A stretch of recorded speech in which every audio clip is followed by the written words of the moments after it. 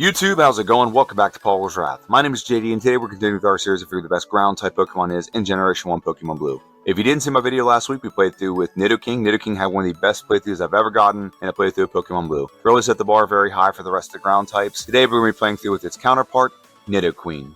Nidoqueen comes in with some pretty good stats. Let's go and go over those stats real quick, and then we'll dive into the playthrough. HP is 90, attack is 82, defense is 87, speed is 76, and special is 75. Let's go and watch this first battle against our rival. Our rival's name is Lycansub. We're going to give Lycansub a Squirtle because we're ground type. It's water type, makes sense. And we named our Pokemon Tina because Tina Turner is the queen of rock and roll. That's why we named our Nidoqueen Tina. We knock out Squirtle with 3 body slams. Pretty easy knockout. Super easy, barely an inconvenience. And now we're going to move right on to the bug forest. But the first thing I want to tell you is we don't need an antidote. We are a poison type, so we'll never get poisoned. And the second thing I want to talk about is our move pool.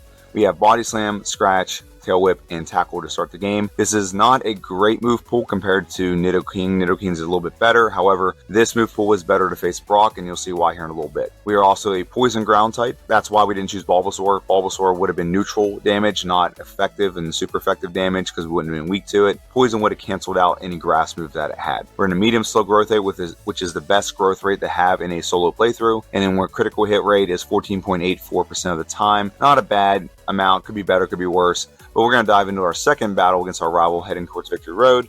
He's going to lead out with a Pidgey. Pidgey is going to go down to 1 body slam with critical hit. Don't know if that mattered. I think it did. But we'll take the knockout nonetheless. The scariest part of this battle is getting hit by Sand Attack. And in this battle, this is the only starting Pokemon that our rival gets that has a stab move in this battle. Squirtle does have Bubble in that battle. We're going to face his last bug catcher here. We almost one-shot the Weedle, so close, but we get a 2-hit knockout and we move right on to Brock's gym. In Brock's gym, we're going to face the Million Light Years trainer. He's going to come out with a Diglett. I don't know why this did not one-shot. It just surprises me. Diglett is such a frail Pokemon. I did that very, very much so to surprise me, but it is what it is. And then we're going to 3-shot the Sandshrew. We do have a good option to paralyze with Body Slam. That's nice. But we're going to move right on and face Brock. Now, the reason why we're able to face Brock at level 13 rather than 15 like Nidoking is because of the move pool. We're going to go ahead and use Body Slam and knock out Judy as fast as possible, but the big thing about this move pool is Tail Whip. Tail Whip will let us counter Onix's Bide. If you don't know this, when Onix uses Bide, it will take all the damage you do over the next 2 or 3 turns and deal it back double. So if we use Bide while he's doing that, if we use Tail Whip while he's using Bide, we do not give him any damage to accumulate, and then nothing happens. Also, Tail Whip is lowering his defense, so that makes our Body Slams that much more effective.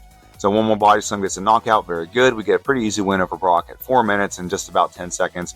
Get the win. When it comes to Nidoking, so to compare, Nidoking took over 6 minutes because it had to get to level 15 to get by Brock because we did not have a way to counter Bide game. We're in Mount Moon, where you skipped over route, I think it's route 2 or 3, and we're going to go right into this battle against the super duper nerd protecting his fossils. We're going to take out the Grimer. We're going to use Body Slam. Body Slam will be a 2-shot. Now this is where we actually start losing some time, and this is where Nidoking starts catching up. Because Nidoking would just use Thrash, which you don't have to keep hitting attack or whatever, just continues until the team's knocked out or we get confused. But we get the Dome Fossil. Oh, hell, the Dome Fossil. I know if I didn't tell you, you're going to ask. Actually, nothing of it. Go ahead and ask. Comments are great for the YouTube algorithm.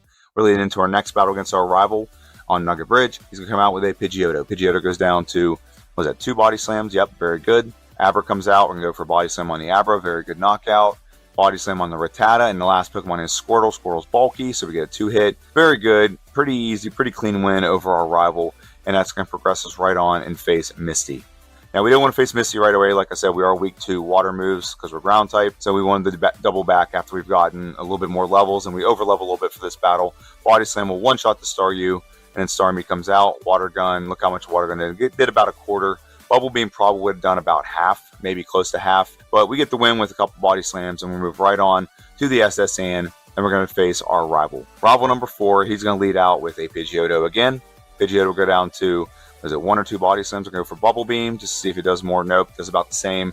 No big deal. Body Slam on the Raticate. Body Slam will knock out the Kadabra. And the last Pokemon is Wartortle. Wartortle will get knocked out by 1 Body Slam. Very good. It would have been nice to have a certain move for this battle, which is we're about to get after facing this trainer here, which is Lieutenant Surge. He pretends to be a gym leader, but we're going to go ahead and face him. We are ground type, so all the electric moves will not do a lot of damage. I guess the worst thing that can happen here is Sonic Boom hits us for 20 damage, but really nothing here is going to happen. We're going to knock out all the Pokemon. We clean sweep, get a win over Surge. We get the TM for Thunderbolt. We're going to add that to our move pool. We're going to move right into this battle against Boomer the Hiker. Boomer the Hiker, I showcase him in every video, because sometimes he is a challenge. With this Pokemon, however, he is not a challenge. Bubble Beam will knock out both his first 2 Pokemon, and it knocks out the Graveler. Very good. And I thought I'd just showcase the next part of this. I don't usually showcase this, but I just wanted to show like the last part of the route to get out of here. And we're going to face this last trainer. This last trainer is going to come out. We're going to use Bubble Beam on the Meowth. We don't want to use Bubble Beam on the Oddish. We're going to switch to Body Slam. Very good. And the last Pokemon Pidgey. Body Slam, it's a one-shot. Very good. We win and move right on to Celadon City. Now that we're in Celadon City, the first thing we're going to do is take on the Rocket Game Corner. We're going to talk to this guy who is staring at a poster. We always talk to someone who's staring at something in every game. In Pokemon Crystal, you talk to the guy with green hair staring at a tree to get headbutt. But now we're going to beat this guy. And we're going to click this button. We're actually click it twice just in case, because we're dumb. And we're going to move right on and face these 2 trainers. I actually haven't talked to these trainers in a long time. I called them Tweedledee and Tweedledum. They have pretty much the same team. They just have a different ace. They both have a Sandshrew and an Ekans. One has a Sand Slash, which we're going to knock out with a Bubble Beam. And then the other one has an Ekans, but it also has a Ekans, Sandshrew, and an Arbok. So we're going to knock them out, and then we're going to face Giovanni. Now, these battles are pretty easy, but this is why I don't talk about these battles anymore, because these battles are just so easy. They're super easy, barely an inconvenience. You really have to do very little to deal with these battles. So I just cut these out and focus on the primary battles, or what I call the landmark battles of the game. Giovanni comes out, he's going to have an Onix. Now, we could go either route with this, but Bubble Beam is the best option because it does the most damage. Bubble Beam will knock out the Rhyhorn. Kangaskhan comes out, we don't have anything super effective, so Ice Beam. Any move really would have been a 2-shot for the most part. We beat Giovanni number 1. He goes, I'm Batman, vanishes. And now we're going to go ahead and go to the Pokemon Tower and face our 5th rival battle. He's going to lead out with a Pidgeotto. We're still a Pidgeotto, not a Pidgeot yet.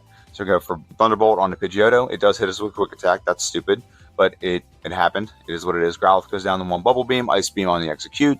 Kadabra, switch back to Body Slam. And in the last Pokemon War Turtle, it's Thunderbolt a one-shot. It is. We obliterated our rival in Pokemon Tower.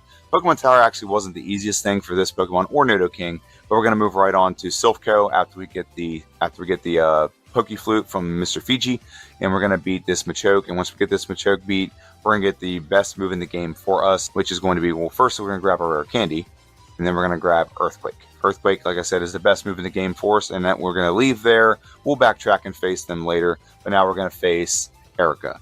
Erica is the Grass Gym leader. I wanted to avoid this as long as possible. Ice Beam is a 2-shot on the Victory Bell. Tangela is a 1-shot with Ice Beam. And Vileplume, is Vileplume going to be a 1-shot? It is not. It gets very close, though. Get a 2-hit, get a Toko, knock out Erica. If you don't know what Toko is, it means 2-hit knockout. Kind of like Oko, but it's just my kind of a spoofy version of it. And now we're going to face Koga. We have Earthquake. This should be a very easy gym for us. Earthquake on the Coughing, very good. Muck comes out. Is it a 1-shot? It is a 1-shot. Coughing will go down to 1 Earthquake as well. And Wheezing, is Wheezing a 1-shot? It is not. However, Self-Destruct doesn't do that much damage to us. We tank it like a boss. That's the one thing about Nidoqueen. It is very tanky. We're going to leave here and go right into Blaine's gym. We have the advantage over another gym. Koga, we have the advantage with Earthquake. We have the advantage with Earthquake here. Are we going to 1-shot everything? Let's find out. 1-shot on the Growlithe. 1-shot on the Ponyta. Very good. 1-shot on the Rapidash. Yes or no? Yep. And Arcanine, is it a 1-shot? It is not a 1-shot, however, it just kind of hurts itself with Takedown, and then we knock it out with Earthquake. 5 Earthquakes, 4 Pokemon, knock them out, beat Blaine, and now we're going to move right on and face our rival in Silphco. Rival number 6, and he's going to come out with a Pidgeot. He's got almost a fully evolved team at this point, so this can be one of the trickier battles in the game. However, we have something for everyone. We have Thunderbolt or Ice Beam for Pidgeot, very good. We have Earthquake, for Growlithe. And then Execute comes out. Execute's going to go down to 1 Ice Beam. Very good. Alakazam comes out. We're going to go to Earthquake. We didn't want to face this battle too soon because we don't have great speed with this Pokemon. That's why I didn't do it right away. That's why I backtracked and did it. We knock out our rival. We beat him. And I'm going to head on and face the next Giovanni fight. Giovanni number 2. Giovanni. And he's going to lead out with a... What does he lead out with? It's a Nidorino. It's a Nidorino. I'm pretty confident in that. Yep. We should sweep his whole team using Earthquake. But instead, right now, we decided to use Body Slam. But Earthquake will 2-shot on the Kangaskhan. And now we're going to 1-shot the Rhyhorn with Earthquake. Very good. And Nidoqueen, is it a 1-shot? It should be a 1-shot. Very good. Get the win. And the next trainer we have to deal with is Sabrina. Sabrina and her whip. She is a Psychic Gym leader. We also want to make sure we were at a high enough level before we face her, because her Alakazam is very fast. We just barely outspeed the Alakazam, so this should be a pretty easy win. Earthquake on the Mr. Mime. Earthquake on the Venomoth. And Alakazam, is it a 1-shot with Earthquake? It is. Very easy. Critical hit, don't think it mattered, but we'll take it as we get it. And now we're going to face Giovanni. Giovanni number 3. Giovanni, the last gym leader of the game, is going to lead out with a Rhyhorn. Rhyhorn will go down to Ice Beam. It's a one-shot, very good. Dugtrio comes out next. We're going to go for Earthquake on the Dugtrio. Very good, gets a one-shot. Earthquake on Nidoqueen. Nidoqueen will go down to one Earthquake as well. And then the final Pokemon Rhydon, Earthquake or Ice Beam. It should either be a one-shot or be very close to a one-shot. It has higher defense, so Ice Beam would have been the better move there, honestly. But nonetheless, we get the win. We take almost no damage, and we move right on to our final penultimate rival battle before the Elite Four. He's going to lead out with a Pidgeot. Pidgeot does not have Sand Attack anymore, so all the risk with Pidgeot is gone. We will go for Thunderbolt, and Thunderbolt will one-shot with a critical hit. Don't think it mattered, but it could have. Ice Beam on the Rhyhorn, very, very good. Earthquake on the Growlithe, very good. Ice Beam on the Execute, and we should go down to Ice Beam, very good. Now we have 2 Pokemon left, Alakazam, which we do not outspeed, so we're going to tank a Psychic and get knocked out. We did not tank that Psychic, we got beat. So we take our first reset of the game, and we're going to face this battle one more time. We decide to give our Pokemon a couple rare candies so that we can outspeed the Alakazam. Ice Beam on the Rhyhorn, Earthquake on the Growlithe, don't need to change that up very much. Execute, we're going to use Ice Beam again. And now we outspeed the Alakazam, so this should be super easy, barely an inconvenience. Body Slam, I did the wrong move there. It is okay, though. And we'll go for Thunderbolt on the Blastoise. It goes withdrawal, wastes its time. We get the win over our rival, and we're heading on to the Elite Four. We're going to take on the Elite Four, but before we do, we're going to look at our stats and our move pool of this Pokemon. First off, our stats. Attack is 139, defense is 145, speed is 132, special is 132 as well. And when you look over at the stats modified with our corresponding badge, we're at 156 in attack, defense is 163, speed is 148, and special is 148 as well. So with that being said, our move pool is Body Slam, Earthquake, Thunderbolt, and Ice Beam. I don't think I plan on changing any of this in the Elite Four, but just in case, we do have access to Blizzard, we do have access to Hyper Beam if need be, but I think our move pool is solid for the Elite Four. Let's dive into our first battle, which is going to be against Lorelei. Lorelei is going to come out with a Dugong Gong Gong, and Dugong Gong Gong is going to go down to a Thunderbolt, whether it's 1 or 2, I don't remember, or Earthquake. Okay, Earthquake will do the job too. Thunderbolt, it's still going to be a 2-shot, doesn't matter. 2 hit the Dugong, take no damage, very good. Cloyster is very frail when it comes to its special. I'm very surprised we're not 1-shot right there. We're going to 2-shot the Slowbro, very good. Jinx comes out, we're going to go for Earthquake on Jinx. It's very physically frail, very good. And then Lapras comes out. Now Lapras can freeze us, so that's the scary part about Lapras right now. It almost 1-shots us. And if it doesn't heal right here, we probably lose. But we take the win over Lorelei, level 57. And now we're going to face Bruno. I don't know why we took that weird route right there, but now we're going to face Bruno. Bruno leads out with an Onix. Onix will go down to 1 Ice Beam, very good. And then we're going to lead out, and we're going to take Earthquake and knock out the Hitmonchan. Earthquake will knock out the Hitmonlee as well. And Onix number 2 comes out. We're going to go back to Ice Beam, very good. And then the last Pokemon, which is Machamp, he's going to go down to 2 Earthquakes. Super easy, barely an inconvenience. Bruno is always the lost hiker of the Elite Four. He's very easy. Now leads us right into Agatha. Agatha comes in, and she has a Gengar. Gengar will go down to 1 Earthquake. Very good. Knock it out. We do outspeed both the Gengars. That was the biggest thing I was worried about this battle. We're going to one-shot the Golbat. We're going to one-shot, we Body Slam, and we potentially could have cost ourselves the battle here. We got confused. We could start damaging ourselves. A lot of things could go south because we misclicked there. However, we hit ourselves again. We hit ourselves again. No, we don't. We hit Earthquake on the Gengar. Very good. Earthquake on the Arbok. Very good. We get a pretty easy win. It's just a misclick there. It's the only reason why that battle became somewhat interesting. And we move right on to Lance, the Dragon Master. He leads out with a Gyarados. Gyarados is going to go down to 1 Thunderbolt. Very good. Then we have Dragonair comes out. Ice Beam on the Dragonair. Ice Beam on the second Dragonair. Very good. Aerodactyl comes out. Dragonair or Ice Beam or Thunderbolt will do the job. Very good. And the last Pokemon is Dragonite. We have a super effective move against him, 4 times a week, 2 Ice Beams. So we knock out Lance's Pokemon, and now we're going to head on and face the champion, our rival, the final battle of the game. Here we go. We're going to take on him, and he has a Pidgeot. That's his first Pokemon. Pidgeot will go down to, is it 1 or 2 Thunderbolts? 2 Thunderbolts. This Pokemon really survives Thunderbolts, and it doesn't really, I guess it does have a decent special, doesn't it? Earthquake on the Alakazam is a 1-shot, very good. We're going to go to Rhydon. We could sit here and let Rhydon try to do the badge boost with some tail whips or whatever, but I thought I'd just go for broke. We're doing so well. Why mess it up? And we're paced to have such a good time. Watch screwed up. We do freeze the Executor, so we don't have to worry about him attacking us back. In Gen 1, the only way you can get frozen is if someone hits you with a fire move, which we weren't going to do.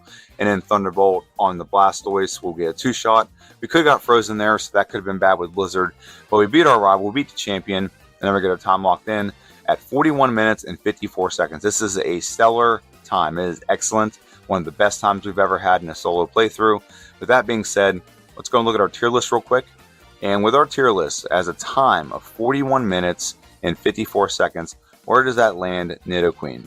That lands Nidoqueen, what is considered the 9th best run we have so far, right here, in between Lapras and Charizard. So that means we're going to be moving down Cloyster, we're going to be moving down the Machamp, we're going to be moving down the Gengar, moving down the Lapras. We're also going to move down the Ivysaur, or Venusaur. I'm sorry, not Ivysaur, Venusaur. I'm stupid.